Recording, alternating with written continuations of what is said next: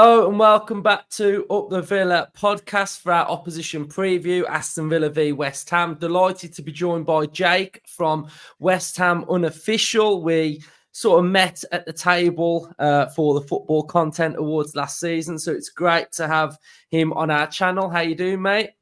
Yeah, not bad.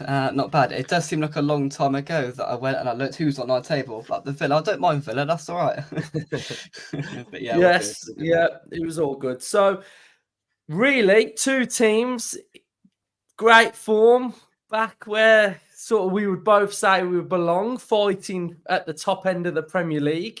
We've got a lot to run through with West Ham because there's been a lot of change. So, how has the start to this Premier League season been for West Ham? Yeah, there was varied expectations going into this season, of course, and there was the expectation that Declan Rice would leave the club as he did.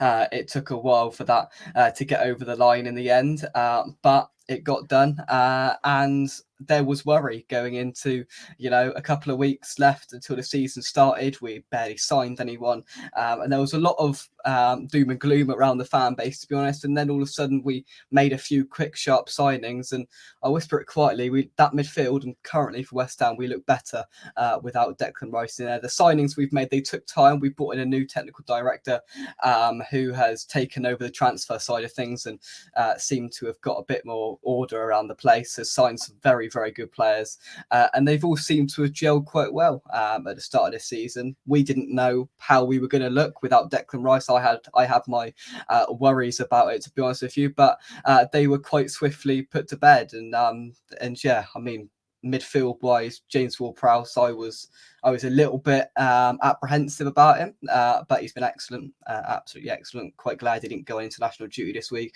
because he would have got injured typically. But and Alvarez as well has been very, very good. Who's played that Declan Rice number 6 role excellently so far. So yeah, at the moment it's all good. So, what would you say as a West Ham fan that the contrast from last year to this year in playing wise? So, are you starting to see anything different with the way that you're playing? Yeah, so the first sort of initial season we broke out into the European scene. When we got into sixth, we were all sort of semi at home and coming back to the grounds again, and I couldn't believe what I was seeing, to be honest with you, and neither could the whole fan base. And Moyes has completely revolutionised his football club. He's completely turned it on its head in a positive direction. So we got into Europe, brilliant, a fantastic run, and last year, it was really poor. We managed to get ourselves into Europe again, into the fantastic Europa Conference League, which you're now a part of, and that was pretty much our only hope that we were grasping onto last year.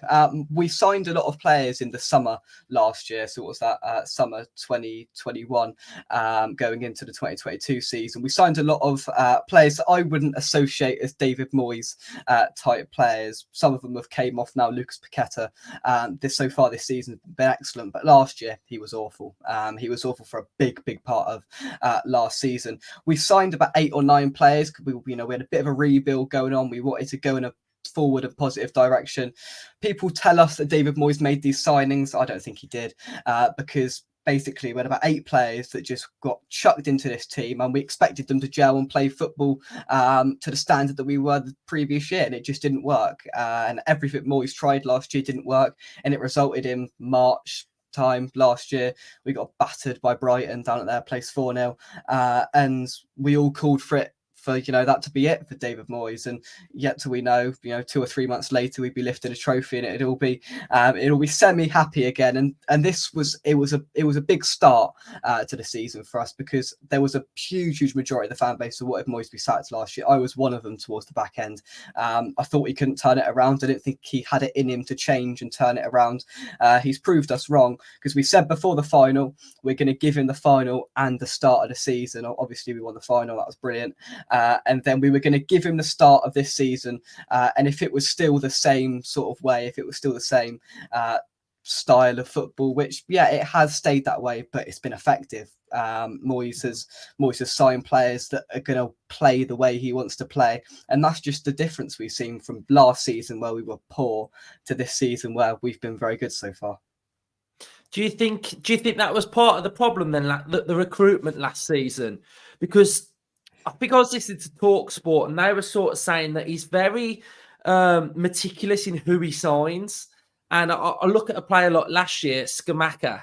You know, that doesn't feel like a Moyes centre forward to me. You know, I still think Antonio is quite integral to how you play. I know a lot of your fans are sort of wanting Kudus to come into the side as well, but you know that whole Skamaka thing that didn't work out either, did it? No, we've historically under this regime of ownership, we've had a very, very poor bit of luck with strikers. We haven't, we've had some absolute shocking number nines, and I'm afraid Skamaka had us. We had Haller before him, who didn't fit the system, and we waited because we got rid of Haller January 2021. We brought in Lingard, who sort of played that role and scored the goals that we needed. And then we went a summer, we didn't sign a striker, we stuck with Antonio, and finally we signed a striker. It was Gianluca Scamacca, and at the start, again, as it is with most of our strikers we've signed in previous years, it started promising, it started well, but Moyes is very meticulous, as you said, to the way he plays football. And Antonio, I couldn't agree with you more. There's a lot of our fan base, a lot of West Ham fans that want Antonio gone and out of this side. I'm not one of them, because to find a striker that's going to play the way we play and fit in to the way Antonio plays, it's going to be a very, very difficult job. If anyone's going to find it, it'll be Tim Steidten, our new technical director, because he's been excellent. But at the moment and in previous years, Scamacca, as you said, he scored the other night for Italy, which was mildly amusing. There was so many West Ham fans on Twitter going, Gianluca Scamacca will score, and I look, and he did. So I had a wry smile to that, of course. Thankfully we got the job done in the end for England. But yeah, it was another case. I think we've signed up 30 strikers in the last 12 years, and about 2 of them have been averagely decent. And Scamacca was another poor one that didn't fit in. And we've had that ongoing issue for a long period of time. Yeah, so we'll talk about you winning the Europa Conference League in a second, but what are West Ham's season aspirations, and as a fan base, what's the vibe? And I'll ask you as well about Declan Rice, because when Grealish left Villa, I didn't want to know for a year. I couldn't watch. I didn't want him to win anything for about a year. But then when he starts winning trophies, you get over it and you don't mind. And literally, I'm okay with him now. I hope he does really well. But that raw face to start with, where you just can't even look at him in a different shirt. So how do you feel about Rice, and what are your aspirations?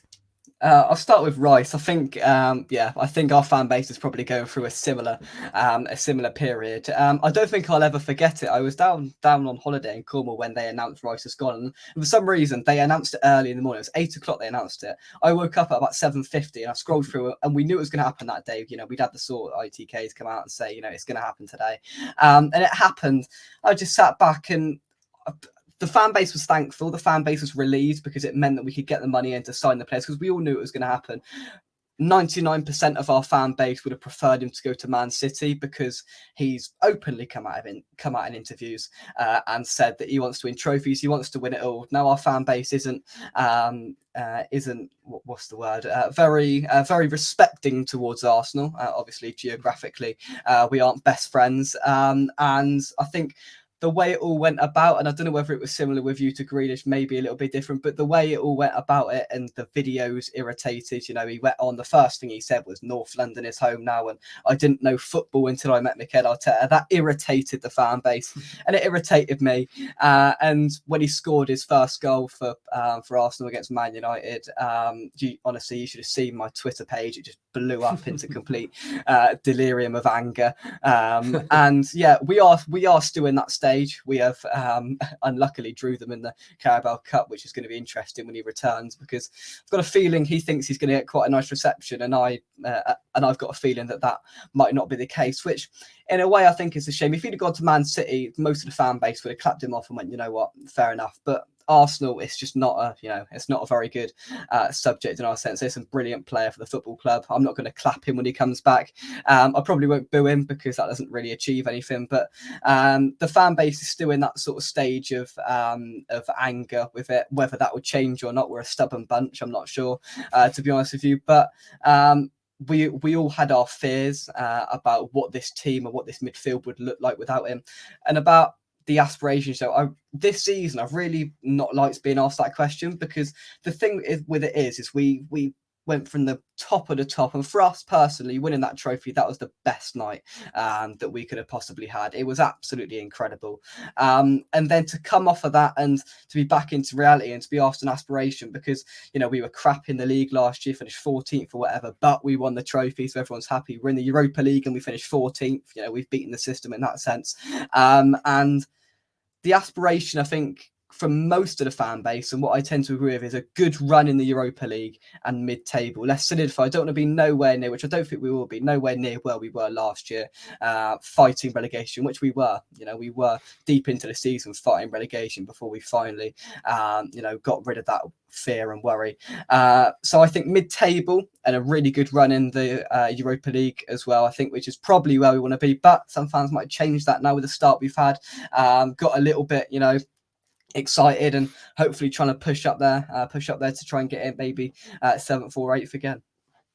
Yeah, I think that's exactly where you'd be. I think you'd be better than mid-table. I think you've just recruited well, and I think your overall team looks balanced, which is really good. And I think that's something that I would say. And you've got players that Bowen's caused Villa problems even when he was playing for Hull, and he's a good finisher, isn't he, Bowen? Yeah. I think he's so underrated with his finishes. Like, I'd back Bowen every chance he gets, because he just always finishes well for me.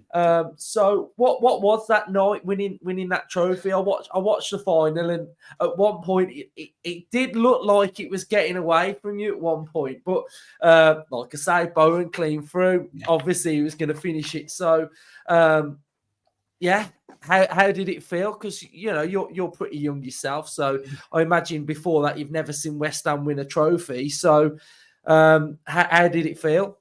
Oh, it was incredible. There was an element of unfortunate nature about it, because I took my GCSEs last summer, and I had 2 exams on the day of the final, which meant we couldn't get out there, which was unfortunate. But honestly, it was incredible, and I hope that you go all the way and do exactly the same thing this year and get to the final. I mean, we had 2. I mean, we had Lyon in the Europa League, which was brilliant. That away day, we won 3-0. Bowen scored again that night. He was sensational.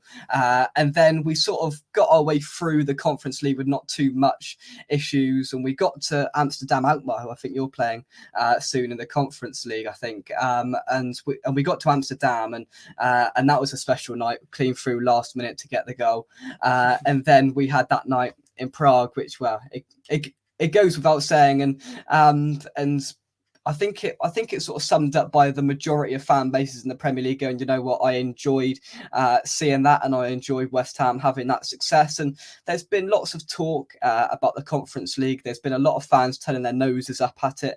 Spurs fans as well, which does mildly amuse me that they're turning their noses up at a trophy. But look, I think or Europe. Exactly. They're not Europe, are they? No. So, but yeah, that's a debate for another day in terms of Spurs. But no, it was brilliant. I wouldn't say every second of it, because I was very nervous. Just in the game. I mean, scoring the penalty was brilliant in front of those West Ham fans.